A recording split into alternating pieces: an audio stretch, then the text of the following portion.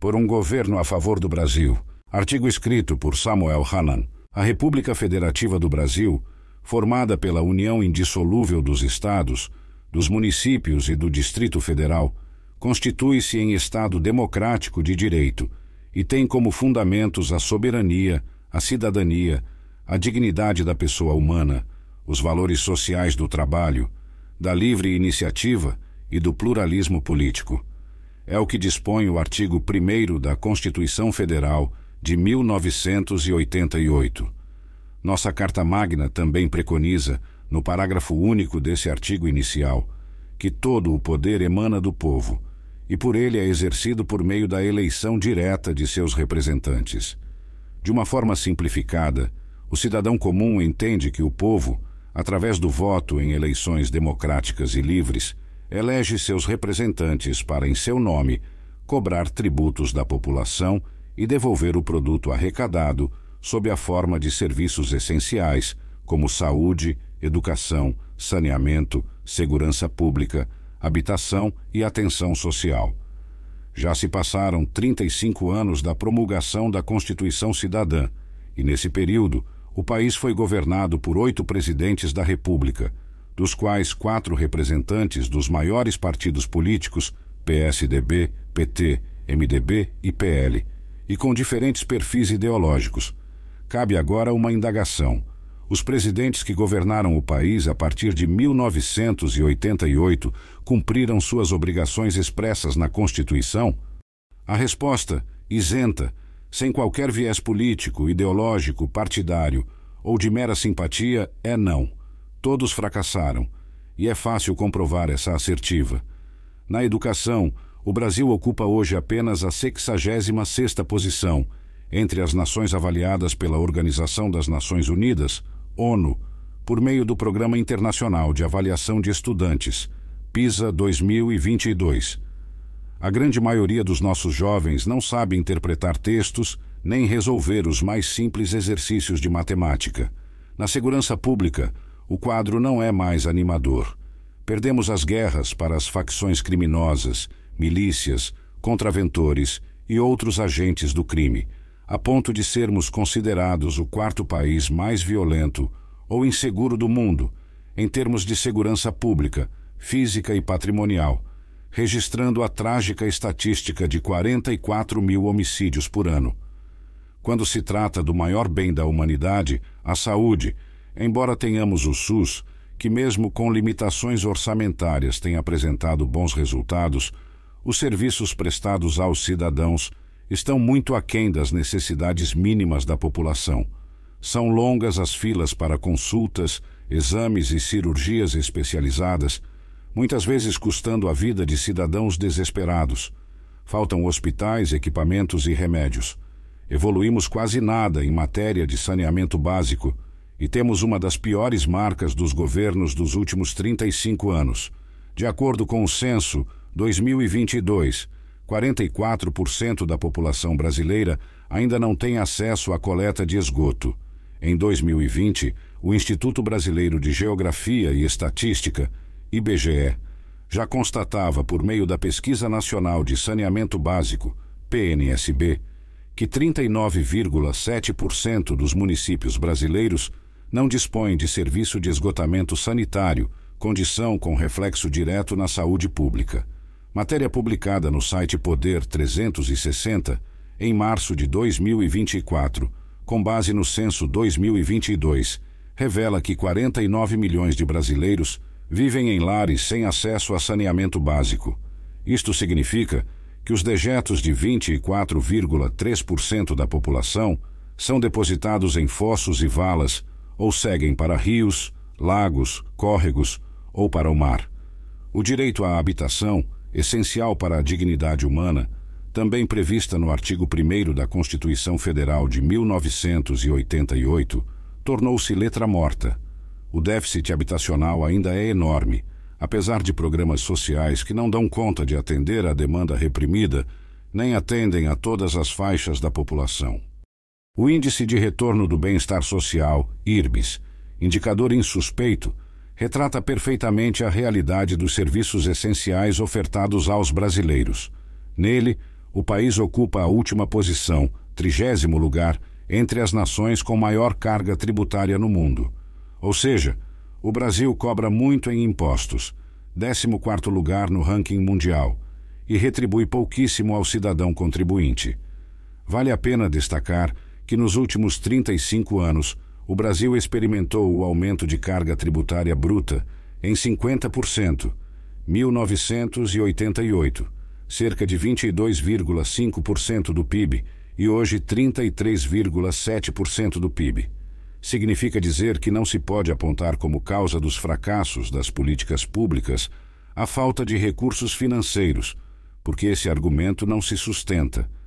Não há mais tempo para desculpas, mesmo porque aqueles que concorrem a cargos públicos se comprometem a apresentar soluções.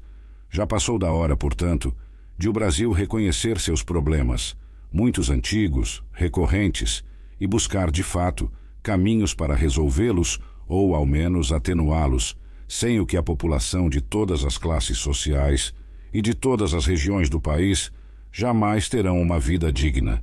Eis os principais. 1. Os governantes são eleitos mediante muitas promessas, mas sem apresentar nenhum plano de metas, contendo as principais ações, com início, meio e fim de cada uma, custos e as origens dos recursos necessários à sua efetivação. A divulgação de um plano durante o período eleitoral ajudaria o eleitor a decidir seu voto e a fazer a cobrança posterior do eleito, tornando mais úteis os vultosos recursos públicos gastos com as eleições. 2. Resiste à prática comum dos eleitos passarem os 2 primeiros anos de seus governos, 50% do mandato, atribuindo culpa aos antecessores, reclamando da herança maldita. Com isso, apenas tentam justificar suas inações, enquanto a população espera inutilmente por soluções. Quando o cidadão elege o presidente da República, não está lhe dando uma carta branca para se limitar a atacar seus antecessores, mas sim um mandato para implantar um governo a favor do Brasil e de todos os brasileiros. 3. É preciso reduzir substancialmente os privilégios inaceitáveis usufruídos pelos donos do poder, uma espécie de donatários das capitanias hereditárias modernas do século XXI, que vem drenando centenas de bilhões de reais por ano. 4. Fundamental também combater a corrupção desenfreada, que há décadas vem contaminando o serviço público, desmoralizando as instituições e sugando um volume gigantesco de recursos financeiros, calculado em mais de 100 bilhão de reais.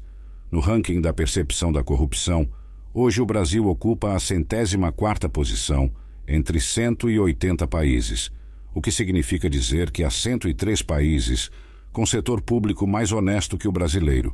Uma vergonha nacional e péssimo exemplo para as novas gerações.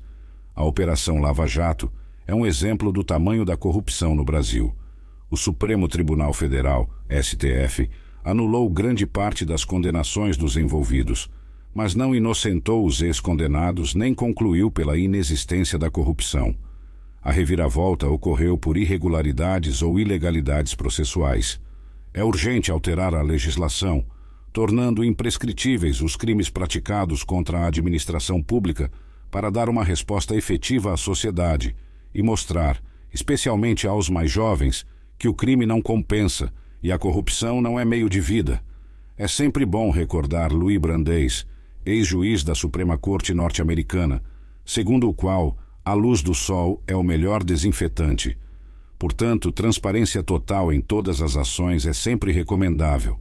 Cabe ainda relembrar o pensamento do filósofo italiano Nicolau Maquiavel, cujo alerta continua oportuno. Um povo que aceita passivamente a corrupção e os corruptos não merece a liberdade. Merece a escravidão. Um país cujas leis são lenientes e beneficiam bandidos não tem vocação para a liberdade. Seu povo é escravo por natureza. Uma pátria onde receber dinheiro mal havido a qualquer título é algo normal, não é uma pátria, pois neste lugar não há patriotismo, apenas interesses e aparências. 5. Reconhecer que o país tem sido incapaz de cumprir o artigo 3º da Constituição, que com clareza absoluta dispõe que dentre os objetivos fundamentais da República Federativa destacam-se a constituição de uma sociedade livre, justa e solidária, erradicar a pobreza e a marginalização e reduzir as desigualdades sociais e regionais, bem como o artigo 5º, cujo caput traz a assertiva que todos são iguais perante a lei, sem distinção de qualquer natureza. É possível alguém acreditar que no Brasil todos são iguais perante a lei? Temos de fato uma sociedade livre, justa e solidária, ou uma sociedade injusta com liberdade relativa, diferenciada e completamente egoísta? Nos últimos 35 anos, não avançamos na redução dos enormes fossos econômicos entre as regiões do país. Já não é mais aceitável o desequilíbrio desenvolvimentista existente no país. O maior exemplo está nas regiões Norte, Nordeste e Centro-Oeste, que apesar de reunirem 19 estados e o Distrito Federal, com mais de 82,4% da área territorial do país, e serem habitadas por cerca de 45,6% da população brasileira, tem participação de apenas pouco mais de 29% do PIB. Por outro lado, o estado de São Paulo, ocupando apenas 2,9% da área territorial brasileira e com população inferior à metade da habitada nas 3 regiões menos desenvolvidas do país, produz sozinho cerca de 31,5% do PIB, isto é, mais de 10% do registrado pelos 19 estados e Distrito Federal. Além disso, nos estados do Norte, Nordeste e Centro-Oeste, a renda média per capita é inferior à metade da renda nacional. O Brasil está condenando cidadãos à segunda classe pelo critério de onde vivem.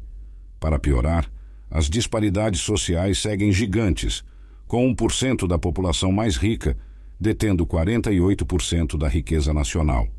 O fracasso dos governos dos últimos 35 anos, portanto, é evidente. Nesse período, dos 8 presidentes eleitos, 2 sofreram impeachment, um foi condenado e preso após deixar o cargo e, posteriormente, teve sua condenação anulada, um foi detido depois do mandato e um teve enormes dificuldades para governar diante da pressão interna. O quadro hoje é de um país dividido. A questão política, entretanto, não serve para isentar nenhum deles de suas responsabilidades enquanto estiveram no cargo mais importante do país. Os objetivos fundamentais da República, elencados no inciso 3º do artigo 3º da Constituição Federal, estão longe de serem alcançados. Quem sofre as consequências disso é a população, notadamente a mais pobre. O país reclama, e não é de hoje, um governo a favor do Brasil, com os cidadãos enxergados como prioridade absoluta o tempo todo.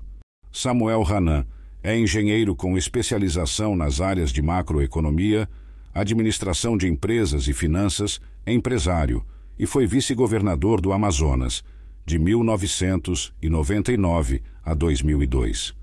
Autor dos livros Brasil, um país à deriva e Caminhos para um país sem rumo.